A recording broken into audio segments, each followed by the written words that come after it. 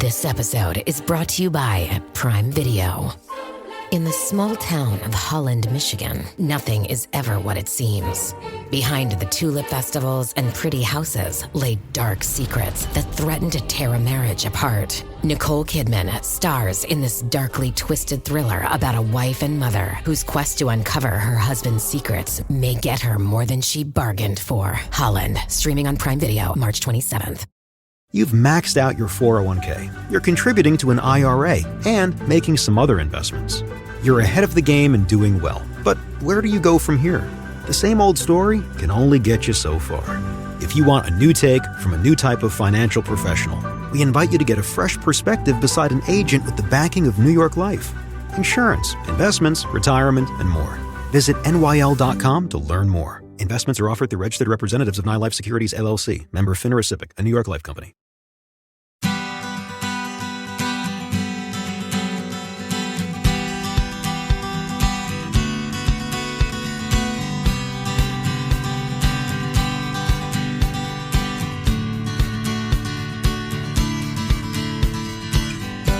Welcome to the Parent Footprint Podcast with Dr. Dan. I'm your host, Dr. Dan, and this podcast is brought to you by Parent Footprint and Parent Footprint Awareness Training. Our goal at Parent Footprint and our mission is to create a more loving world with more compassionate people, one parent and one child at a time. We believe the key to raising happy, healthy, engaged, and aware kids are for us parents to focus on being happy, healthy, aware, and engaged in our own lives.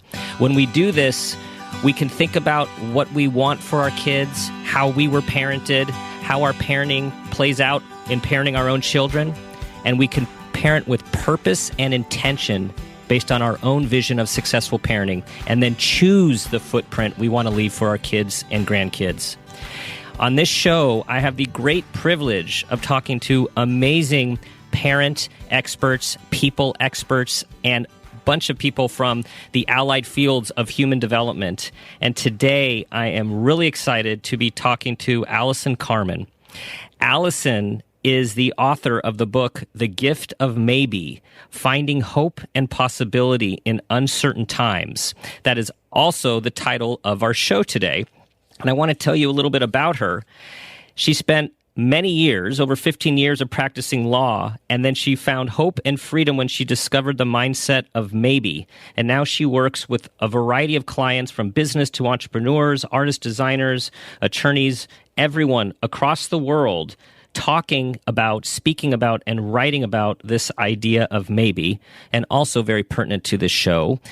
She has a few kids, so she knows what it's like all of us, to be a parent as well. So, Allison, thanks so much for being on the show. I'm so excited to talk to you today. Thank you so much for having me. And I also need to add, I also had the unique privilege of reading Allison's book just before it was published, which is one of the primary reasons that she is on the show, because the book is awesome and opened my mind in a way that I know, Allison, that you're going to open our listeners' minds as well. So I think the thing to launch into is tell us a little bit about how you stumbled into this idea of maybe and why it became so personal and essential for you in your own life. Well, I always say that I was addicted to certainty. If I didn't know what was going to happen next in my life, I predicted things were going to be bad or they weren't going to work out. And I think a lot of us have this addiction in society. We're so worried that we're not okay.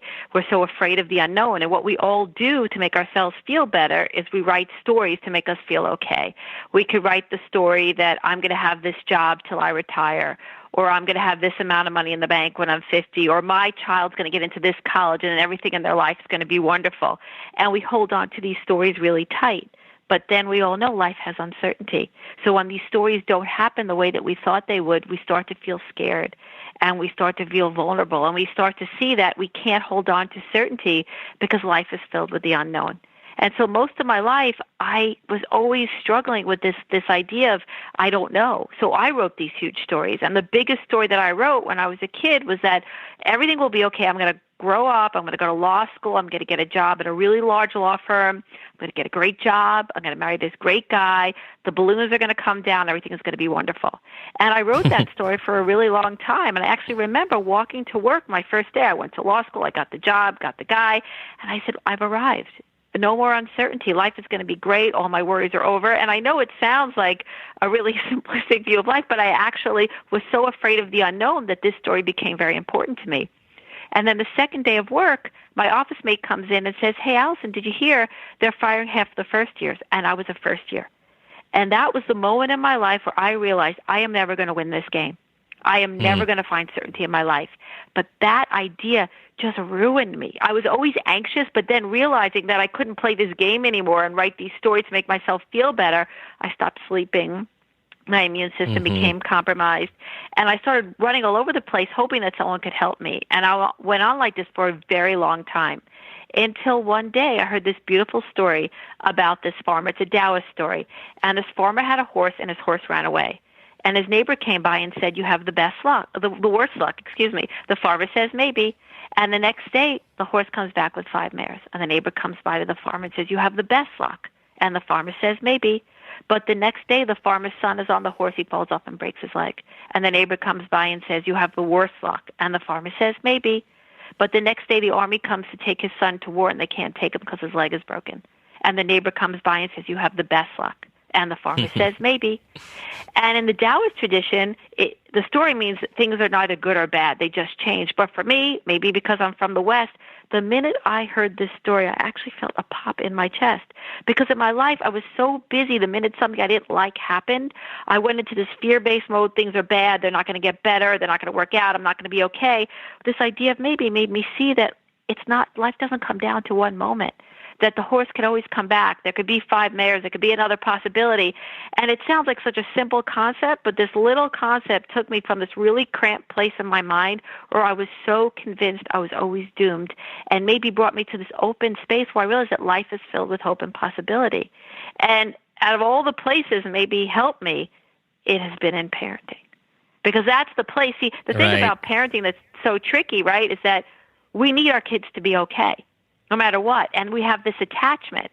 And so in a way, I guess we could say on some level we're all going to suffer, but what we fail to see is part of our suffering with our children is inability to deal with the unknown.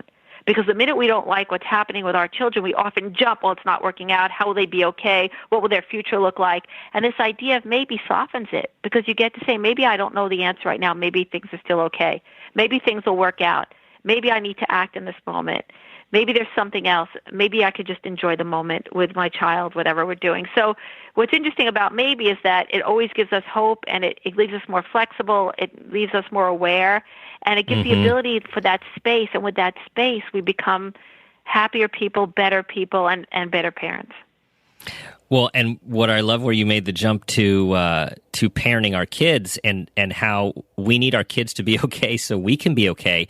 And what that makes me think about is how often all of us well-intentioned parents are maybe unknowingly, unconsciously driven by this need for everything to be okay, this need for certainty, and we're parenting in a way with that goal as opposed to what our child might really need in that moment. So it was kind of like blinders.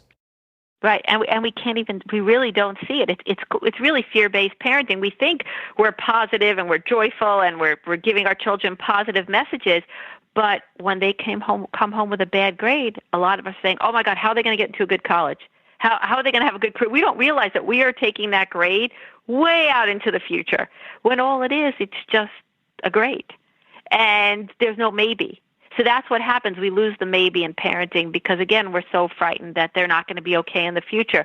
So this idea is so cool because it takes us from that future. See, the future projection, it has no bottom. So we could write the worst stories, the worst fears, of all the possible things could happen to our children. And what maybe does, it calms that down. It brings us back to the moment. It makes us realize we don't know. See, we forget not knowing is often our best friend because that's where life's going to change. That's where things Right. are going to get better. So if you're having a problem with your child today, the unknown, that's the place where you should feel hopeful. But instead what we do is we look at the unknown as our enemy, and we write the story that whatever's happening today is just going to lead to bad things in the future. So maybe is so great because it helps us change this dialogue from this negative place to this possible place. And even if you still have that one fear, the fact you're on this larger playing field, and you say, okay, well, in the unknown, that fear exists, but there are so many other possibilities. We become better parents because instead of being fear-based, we decide to parent with possibilities. And it really, for me, it's changed my life, and it's changed how I parent. Because when one thing happens, I don't go to that worst-case scenario. I can actually stay present knowing that so much more is possible. And you're talking about this idea of narratives and stories that we create, and you're right. Most of us associate uncertainty with fear and worry and all the bad things that can happen. But who says that those are the only possibilities? Why can't all that uncertainty be more open to, hey, some good things can come? We don't know. We don't know. Right, and not knowing for me is a beautiful place. Now it is, right? Now it is. Before, it would not knowing used to destroy me before. Right. And just for all the listeners, and I can share my own experience with fear of uncertainty. So is it almost the hardwired place to be for humans, do you think? Is this place of uncertainty, there's negativity and fear, and we have to work to give ourselves this new template, this new story or this new narrative, to think of it as, wow, I can't wait to see what's going to come? Well, I think it depends. I think sometimes we learn this behavior from growing up. We have parents who worry, parents who project. Sometimes people are very religious, so they have faith. I meet people who just are okay with whatever happens. Either it's spiritually based or faith-based, religious-based. So it really depends on the person. But everything that we do in life, the most important relationship we have in life is with uncertainty. And we often don't see that. We're always looking to hide from it, but uncertainty is the reason we're going to take the job. We're going to be willing to have that relationship. We're going to let our child go to a certain college or let our child take up a new sport or an art. It's our relationship with the unknown that's going to dictate how we react to everything. So if we could shift our relationship and become friends with the unknown, everything is going to change. We're going to be more expansive. We're going to be more joyful. We're going to give more space to our life. And that, I think, it changes everything. And another key point that you just said is some of us are raised by parents who worry, and we might be raised in faith or religion that have certain beliefs that might bring in worry. And so, again, with this whole idea of us parenting with purpose and intention and being mindful of what we're showing our kids, like, what an opportunity, even if we are crippled or addicted to this fear of uncertainty, that if we take a step as parents, what you're saying is we are modeling this and showing this and can be impacting our kids in a positive way as well. Right. But again, for parents, it's a little tricky because let's say I embrace the idea of maybe I'm looking to get a job. And I have my maybe practice. I realize that maybe things will change, I'm able to get better, and I don't get that job I apply for. It's easier to say, okay, well, maybe I'll get another job, and maybe this and maybe that. But when it comes to our kids, because we're so attached for them to be okay, it's a little tricky, and that's why maybe is so beautiful, because at least you could let go of that uncertainty piece. So that's the piece. If we can kind of figure out a way to deal with that piece in a better way, that's when things will really, really help us. And also, we think about this idea that some people say, well, why are you so worried? Just stay positive about what's going to happen to your child. Just stay positive that she'll feel better, or stay positive that she'll do better in school next week. And if you're afraid of the unknown, it's almost impossible to hold a positive thought. Because, okay, let's say you try to be positive. Okay, my child's going to do better today in school. My child's going to make friends today. The minute she doesn't do better, or the minute she gets bullied, or the minute something happens you don't expect, you're going to be battling negative and positive, and the fear of uncertainty is just going to take over. It is a very, very strong enemy when it comes to positive thinking. But maybe is so powerful because maybe doesn't force you to stay positive. It just says, look at all the possibilities. So when your child comes home and maybe they don't do well in school, you don't have to say, oh, I'm going to feel really great about the next grade. You say, okay, listen, maybe I need to get a tutor. Maybe things will change over time. maybe everything is still okay. Out of all the maybe statements, maybe everything is still okay is such a powerful statement because it takes us from the doom and gloom, things are bad, to okay, this could work out another way. So what do you find when people start to embrace this idea of maybe and change the way that they're looking at uncertainty? What do you find? How do they connect in life on a daily basis? Well, the first thing, and the first experience I had with it is that it just cut out my stress and worry. Because I was always worried I wasn't going to get the client, my child wasn't going to be okay. So the minute I saw this idea of maybe, there was less stress and worry because I had this more expansive view of life. I realized that maybe it'll work out different. I just felt more hopeful. So over time, that was a really big shift for me. But then what happened is that when my mind wasn't busy projecting into the future all the time, I became very present in the moment. And that was the biggest change that I've had because we don't realize we're so busy telling the stories about everything bad that's going to happen in our lives and how things aren't working out that we actually miss the moment we're in. And it's very hard for people, even when they want to try to be present, the chatter in the mind just is so overwhelming. So what maybe does is the more you have a maybe practice and you have like a looser grasp on the fear and the worries, you're in your life. And when you're in your life, things really shift, especially with your children. We miss out so much on present time with our children because we're just telling the story of where their life is going. So when you just say Right. maybe everything's going to be okay, you land in the moment and there you are with your husband, at work, with your child, just available to experience that moment. And to me, that's the richness of life. Well, and as you were talking, I was thinking, gosh, you're talking about mindfulness. And then you said, then you said, well, when you develop a maybe practice, which a lot of people talk about their mindful practices. So Right. you're developing a maybe practice to live mindfully and live in the present? Absolutely. Because the reason we're not present is because our relationship with the unknown. The reason we're not present is we're so afraid things aren't going to work out in the future. And so we just want to know. This wanting to know is so damaging to the moment, to having an everyday joyful life. So yeah, my maybe practice is what brings me present and it makes me mindful. And at the same time, it gives me hope. I always say the idea of maybe is hope without attachment. It's not hope that ruins us. It's our inability to be flexible and fluid to how our lives will unfold. If it works one way, you'll say, okay, well, maybe something else will happen. It constantly leaves you in this place where you can keep maneuvering different places until you achieve your goal or find peace with whatever you're experiencing.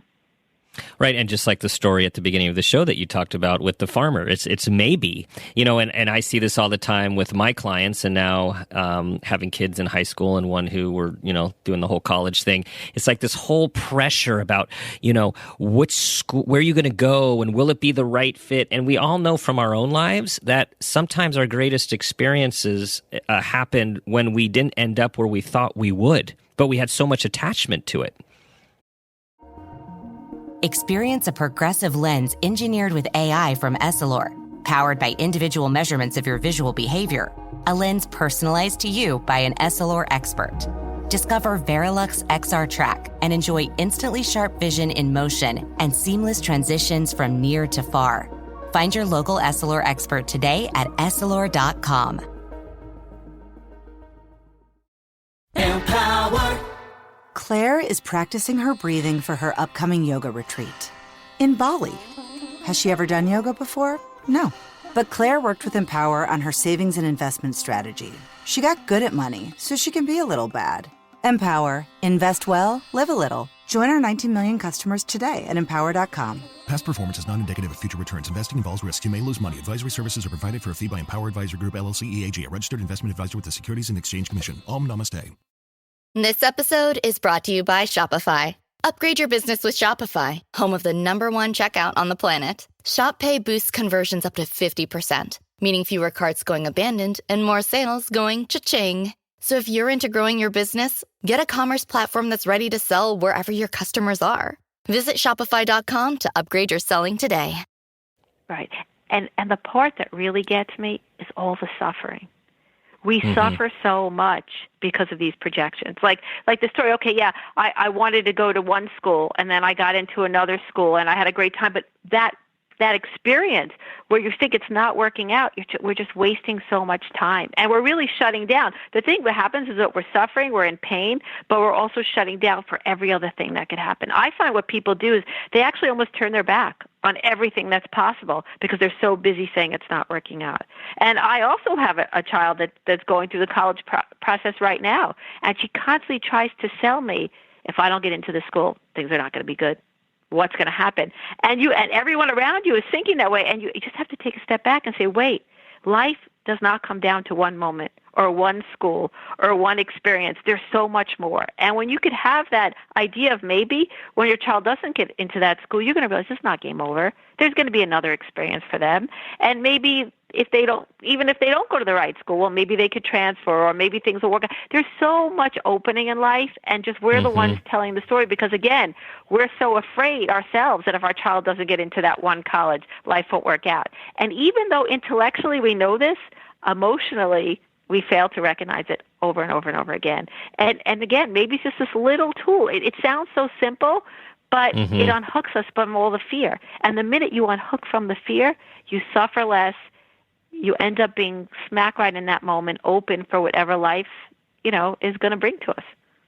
When people unhook from the fear while they're trying to go towards maybe, do you find that people, even if it's a little freeing, it's at first uncomfortable because it's just so foreign to be detached from the fear and the outcome? Oh, absolutely. There are people like, what people try to do, they say, well, if I'm in maybe, I'm never going to make a decision. And it's so interesting is that maybe does the opposite. Maybe allows you to have less fear, so you're more likely to be more in touch with who you are and say, I want to do this and I want to do that. And then you'll be so open that you're more likely to get to your destination. But yet, people are so uncomfortable at first, they want to fight it. They want to say, no, I need to know. And you know what the funny thing about certainty is? Certainty actually makes us complacent. It actually makes us, especially as parents too, let's just sign them up for that soccer team that everyone else does. Or we're just doing what everyone else does. And as parents, one of our biggest jobs is to really intimately get to know our children. And if we could do without that fear and without that need for certainty, we're going to discover a lot of things that are going to surprise them, because they're their own individual. And so if we really allow them to be in this more of this open space, they're going to be more authentic, and they're going to really figure out a more creative life. They're going to find a more creative life and really get a sense of who they are. So it's really the practice really helps ourselves. It helps us, and it helps our kids, and it just helps all parts of our lives. So then how young do you think, in your experience, that we can start teaching our children about maybe, and how do you go about it? Well, you can start at an extremely young age. We don't realize how no-focused we are. And so we're not teaching our children, even at really young ages, that so much more is possible. How we speak to them specifically when we're playing, when they're going out of the lines, when they're coming, we say, oh, no, go in the lines. And, it's just that thing like, well, maybe that's okay. If we're thinking, well, maybe that's okay, they're outside the lines, they're going to start this new way of expressing themselves. And you got to be balanced because you want your children to follow rules and all. But even the language that we use when they're young, I find creates more of that yes-no paradigm. This is good, this is bad, because that's what happens. The reason we shut down is we need to define everything as good or bad, and usually nothing is ever that extreme. But I find as they get older, that's when it really has the most impact, when you see they're in middle school, or even, 5th and 6th grade, when they're having difficult times with their friends. Or maybe they find that other people are excelling more, or maybe they don't feel well a lot, they develop allergies. These are the moments that if you start to give them the practice and let them see that, okay, things are tough right now, but maybe things will change. Maybe they'll get better. And what you could do is your practice could be what my favorite practice is for parents, and you can kind of walk it through with your children. What you could do is ask your child what their biggest fear is. Now, you probably already know if they're young what's happening. So you could say, I see that you're really worried that you're not going to make any new friends this year. and you wait for their response, and hopefully they'll be open enough to communicate with you. And then when you hear their biggest fear, you turn around to them, you say, how do we know this is true? Are we 100% certain this is true? Do we know for sure it's true? And you could use whatever language, you feel would be appropriate for them. And they're going to look at you and they're going to say, no, Mom, I don't know it's 100%. And then you start writing maybe statements down. And you help them. Sometimes you need to write it for them if they're young, but if they're older, they know what they are. And you could assist them. Sometimes they're really big statements. Maybe everything's okay. Maybe things will get better. Or specific statements too, like maybe we can call the new person, who moved in down the block, or maybe you need a tutor this year, or maybe you'll get better at math, or maybe there's a subject you haven't discovered yet. And you just allow them to sit in this open space where that one fear, even if they don't let it go, doesn't dominate their lives. And it's a very, very powerful exercise. You could even do it in diagrams with circles.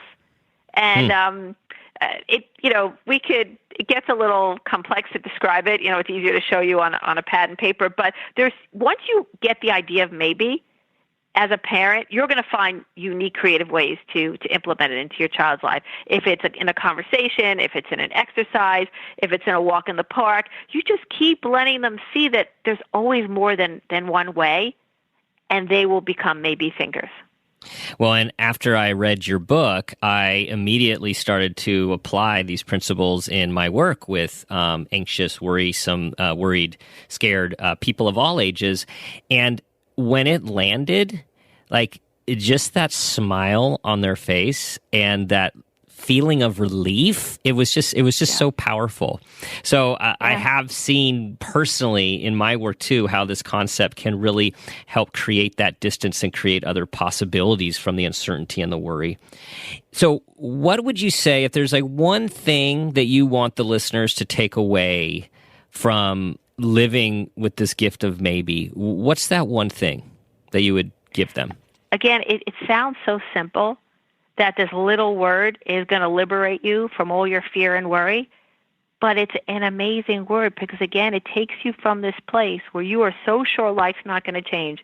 You are so sure you're doomed. You're so sure that your child's never going to be able to achieve anything that you had wished for them. And all of a sudden, with this idea, it shifts you to this place where you recognize that one fear might not be true. You could just say, maybe my fear's not true. That one statement alone is going to open you because deep down we all want to be hopeful, but we've forgotten the path. So maybe it's that little word that's going to take you from that little scared place to this open place where you find more hope and possibility for yourself and for your children. And it really is, it's a liberating word. And I hope people at least try it. Do you hear that, everyone? Maybe is liberating, and Allison is challenging you to try it. Just try it one time and see what happens. There's no downside, only upside. You never know, because maybe it will work out. Yeah, maybe everything is still okay. Maybe right? It's still okay. Okay, now we are going to go to our parent footprint question. A very exciting question. This is the question where I ask you about your parent footprint moment. And what the parent footprint moment is a moment in time when you became aware of something about yourself as an individual or something about yourself as a parent, and that awareness benefited your child. Well, I'm gonna go back to what we've been discussing all along. I think there are moments where things happen in my home that I start to believe that things are not working out for my children. They could not make a play, or they could injure themselves, or they could not get accepted somewhere. And you start to believe it's bad. You start to write the story, it's bad. And then I remember, I don't know if this is bad. I have no idea. And I'm so happy not to know, because in this moment, not knowing means something could change, that things could get better. They could find a new interest. They could have a new achievement. They could find a different way in life. Or maybe it's something I couldn't even imagine in this moment, but I know there's hope and possibility. And with that hope and possibility, I've built a tremendous amount of strength and resilience as a parent. And I live with more joy every day, and I know my children feel it. And I'm very hopeful for both their lives because of this practice. The practice of maybe has the ability to transform a household. Those are my words of interpreting what I think what your experience has been and what your work around the world has been about, right? Transforming daily lives with this gift of maybe. Yes, that one simple word, but maybe it changes everything. Allison, thank you so much for sharing your wisdom. I want everyone to consider this whole gift of maybe, her great book, The Gift of Maybe, Finding Hope and Possibility in Uncertain Times, is filled with stories and examples, and some that I'll say, at times rip open your heart, and then you see how these courageous people are dealing with some really difficult life circumstances and embracing maybe to help themselves get through it in a very real way.